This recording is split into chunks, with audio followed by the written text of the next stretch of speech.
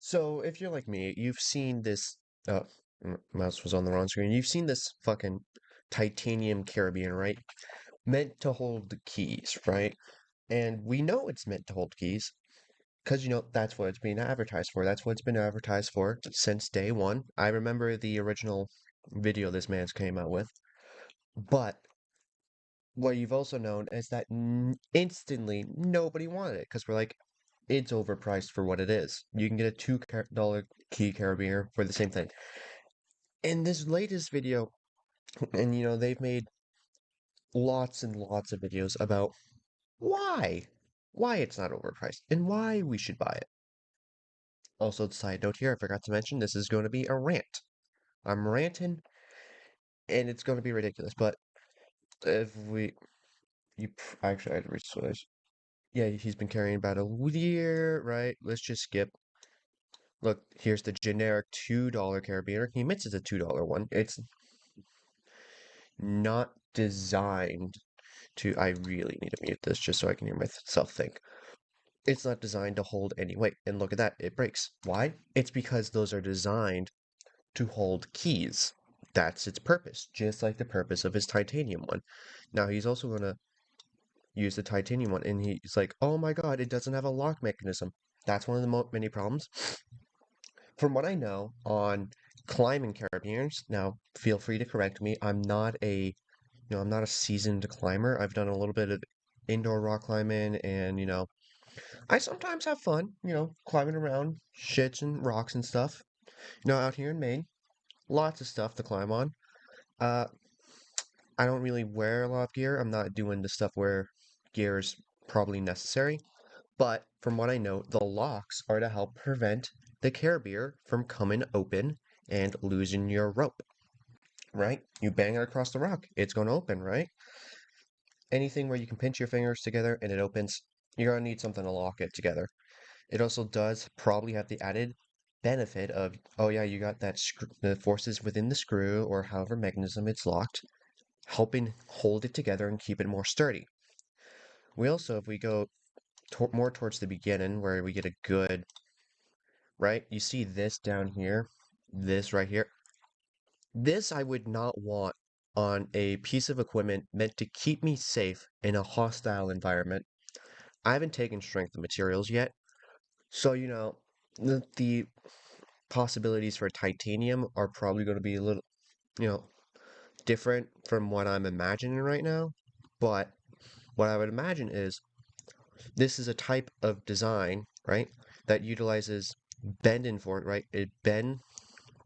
I don't remember the exact name, but we see it in a lot of different 3D printed designs where the design can bend a certain bit before it becomes permanently bent out of shape, like it can't return to its original shape, right?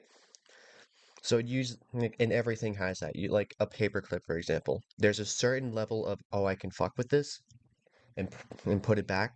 I can certain level of I can fuck with the paperclip before it can never return back to its original shape. Now, why? Not paused. Okay, cool. Right, there's a certain level of that of fucking with the paperclip. This I don't want to rely on. A simple pin, right? A pin, a well-kept pin, and a spring. I would trust far more than this in a hostile environment. Say you're mountain climbing, right? Let's ignore the lack of lock on the mountain climb, right? You're mountain climbing.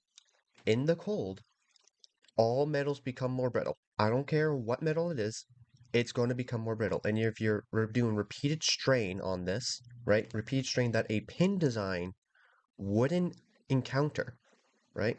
This is probably going to fail far sooner than a pin design. And seeing as this is holding the whole goddamn thing, including you, together, you're dead. It's not fun, right? So it's definitely not a climbing carabiner, but he does a test more similar to that of a climbing carabiner, right? Here it is. Well, fucking, where is it? Yeah.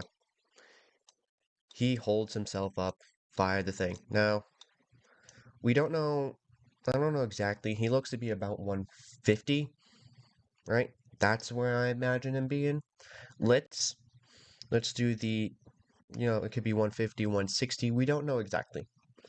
So let's use the engineer's rule of safe conservative thinking. So we're gonna say he's 200, right? 200. We know that's way out of the league for what he actually is, but it gives us a lot of wiggle room, makes it safe, and probably get some easy math. So let's open up an Excel document, right? I need more time on Excel. I have a project that, statics project, yeah. Yeah.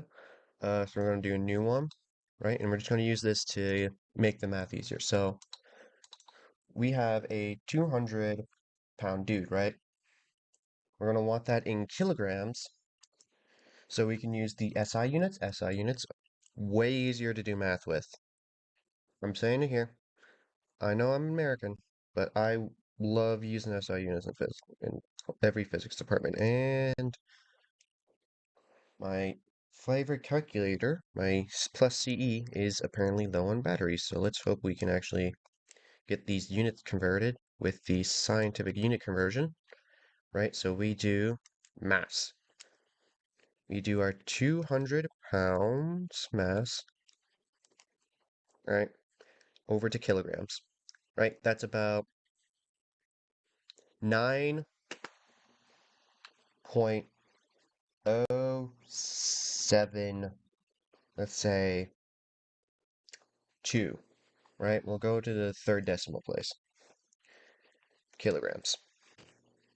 Now, I'm going to use 9.8 as my unit for acceleration due to gravity, right? We'll go to meters per second squared, right? And this should also be kg, right? Right? That's what I use. I know some people like 9.83. I think that's what it is.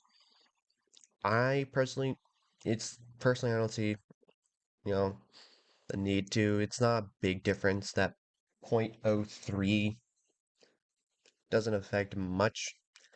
I like at the scale we're doing right here. Maybe if it was a smaller, more minute scale, the 0.083. I'm sorry, the 0.03 would matter more, but it's fine the way it is, right? So, simple math. We do that 9.9.072 times 9.8, and we get 88.9056 newtons. So, at bare minimum, that carabiner needs to hold up 88.9 newtons, right? Say that you can round that up to 89, right? 89 newtons. That's what it needs. That's what it needs to do for it to be considered safe and use, or quote unquote safe. Consider for it to hold up the man, right? And we view the product, $50 fucking dollars. Outrageous. Now, we do have some comments in here. Where's the one? Right, yeah, Black Diamond. Black Diamond apparently is a popular among the climbers in the comment section. So let's look up Black Diamond. Black Diamond equipment. Here we go. Got a Black Diamond, climbing skiing, climbing equipment, right? Bleh. And let's look for carabiners. Carabiners. Carabiners. Let's see here. I just want a. Is there a way to sort these via the Newton? No, let's just go to like. Here. People do say there's like some around the $15 price range, so let's 20. Cool. Here we go. Lightweight, light wire carabiner. Engineer as a widget. Wire, gate, tread, climbing machine, lightwares. Okay, cool. What is eight kilonewtons? So that right there, right? If we uh that's what 8,000? Oh my God, my brain is being fried. This is what I get for doing math on the weekends, right? Eight. Uh, eight. Okay, do not have that on my calculator. I'm being such a dummy. But if we go AN to N, kilonewton, yeah, it is 1,000. So, no, 8 kilonewtons is 8,000 newtons. Way above, way above our 88 newtons or 89 newtons that we needed. I don't know why I couldn't do that in my head. I'm very embarrassed by that fucking fact, right? That's also agreed upon via our foot pounds. Instantly. What is this? Fucking eight, fucking round that up to $9 with tax, right? $9. You get something rated fucking like 10 times the amount that thing can do. That thing, it can do bare minimum. Now, this one doesn't have a nice safety latch.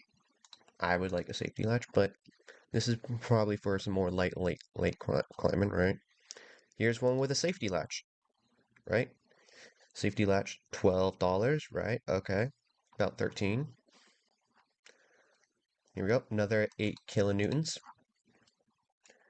Absolutely phenomenal, right? Way better priced than whatever crap he's trying to sell you. So, let's go with the more pricey one, the one with that safety latch, right?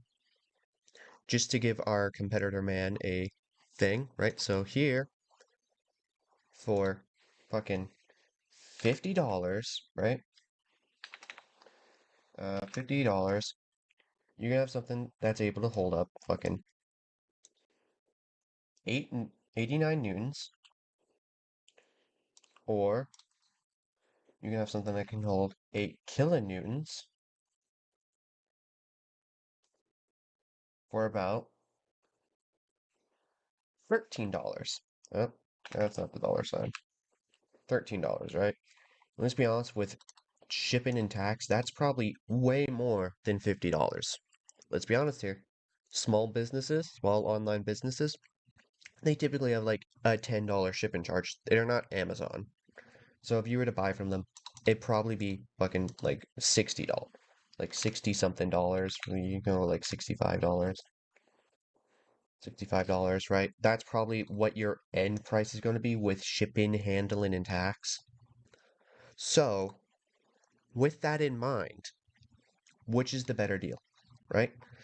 That fucking, yeah, I know the battery needs charge. 89, right? If you were to divide that by 1,000, that is infinitely smaller. If we were to put that into kilonewtons, 0.089 kilonewtons. And it doesn't, and this is like against the competitor that he talked about in the video. He mentioned the ones with the screws, or I mean with the different lock and nuts, the signs. So this is against the one that he was like, oh, ours can do it just like this one can. What's wrong, right? Every design decision here is just a fucking scam. Like, there's no point in buying this overpriced piece of garbage. If you want something to hold your keys, get a $2 carabiner. It's honestly, the coolness factor of this is not worth $50, right? It's not worth it.